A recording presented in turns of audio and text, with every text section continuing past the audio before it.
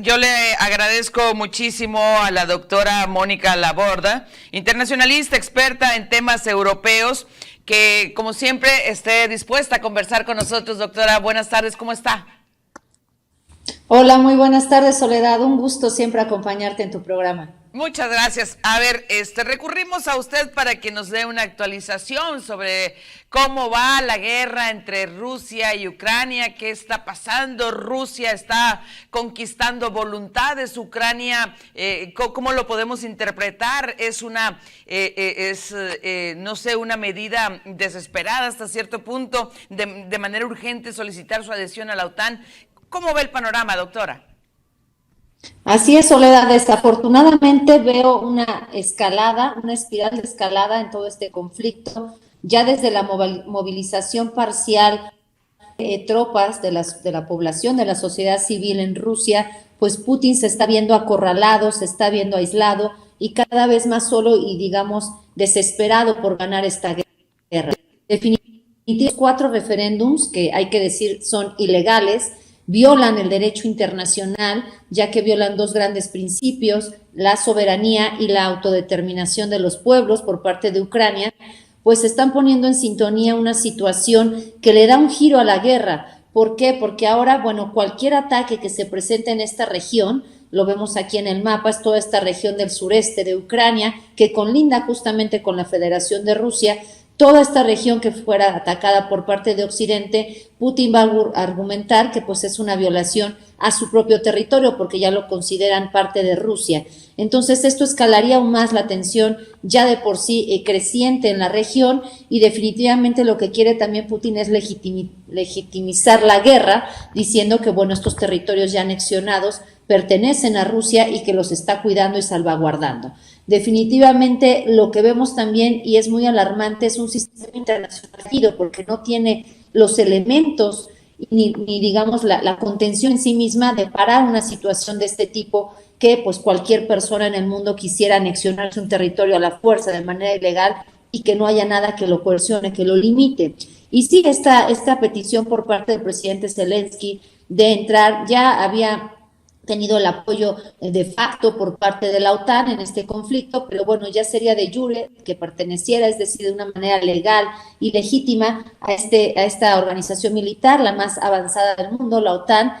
Y definitivamente este mecanismo de ingreso acelerado es un procedimiento que sí permite a un país unirse a la OTAN sin la necesidad de contar previamente con un plan de acción de membresía, que es un programa mediante el cual la OTAN presta apoyo al país que quisiera adherirse. Entonces esto pues ya estaría obviado en el caso de Ucrania y ahora lo que faltaría es que los 30 países miembros de la OTAN apoyaran esta decisión, que no se ve problema en este sentido. Esto también escala más el conflicto porque es uno de los pretextos que Putin puso en un principio en esta operación especial que le llamaba así en Ucrania, que era evitar una otanización del territorio y ya pondría, digamos, en la frontera a la OTAN con Rusia. Y también, si hubiese más ataques por parte de Rusia a territorio ucraniano, pues ya es un país miembro de la OTAN y ya esto complicaría mucho más la respuesta que Occidente pudiera dar al respecto.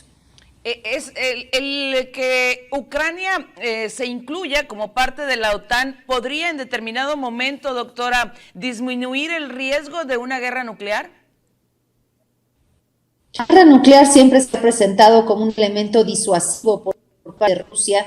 Definitivamente no creo que se presentara un ataque nuclear en este sentido, porque bueno, sería pues en contraofensiva también para ellos mismos, ¿no? Tal vez esto de manera muy desescalada, muy puntual, mucho menos que lo que se presentó a finales de la Segunda Guerra Mundial, pero aún así sería una amenaza global. Definitivamente esto pues es esta guerra que quiere el presidente Putin seguir teniendo en un afán imperialista de mantener a Rusia hacia el exterior como una Rusia fuerte y poderosa, pero bueno, como te decía yo, se está quedando sin aliados. Hubo recientemente una reunión muy importante entre varios líderes del mundo y entre ellos participaron China y también la India, 2 tradicionales aliados, amigos de Rusia, y ya ambos están en contra de que la guerra continúe. El ministro de la India decía a Putin que no es una guerra.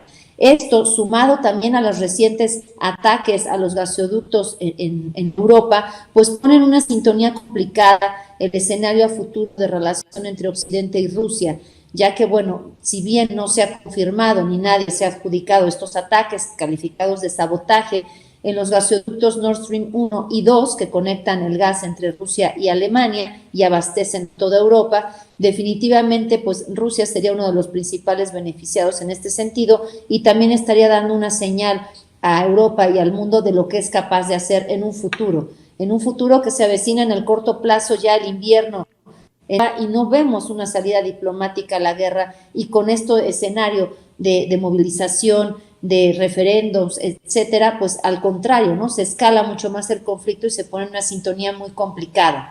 Entonces, sí, habrá que ver en los próximos días qué es lo que sucede, la respuesta por parte de Occidente, el ingreso de Ucrania a la OTAN, en fin, no es un escenario sencillo, y además una guerra híbrida que se está librando en este territorio, porque no solo es a nivel militar, a nivel político, lo vemos a nivel energético, lo vemos también a nivel medios de información, hay una guerra de desinformación global, en fin, es una guerra híbrida por todos los medios, una guerra digital, la primera que vemos en tiempo real en redes, ¿no? Transmitirse, digamos, de manera permanente y en el momento exacto. Entonces sí es muy complejo el horizonte para Ucrania, y también se podría replantear pues el referéndum que se presentó en el año 2014 con Crimea. Recordemos que así fue como se anexiona Putin esta parte de territorio ucraniano, que al día de hoy es considerado territorio por parte de Occidente, no lo considera parte de Rusia y también lo considera algo ilegal en el sistema internacional. Entonces se volvió a poner sobre la mesa, se cuestionaría la parte de Crimea, y si lo vemos en el mapa, pues justo es este corredor del sureste que ya formaría parte de Rusia y no sería un territorio ucraniano. Bien. Como siempre, le agradezco muchísimo su disposición, doctora. Le mando un abrazo. Muchas gracias. Gracias, Soledad. Es un placer siempre participar. Gracias, muy amable. Es la doctora Mónica Laborda.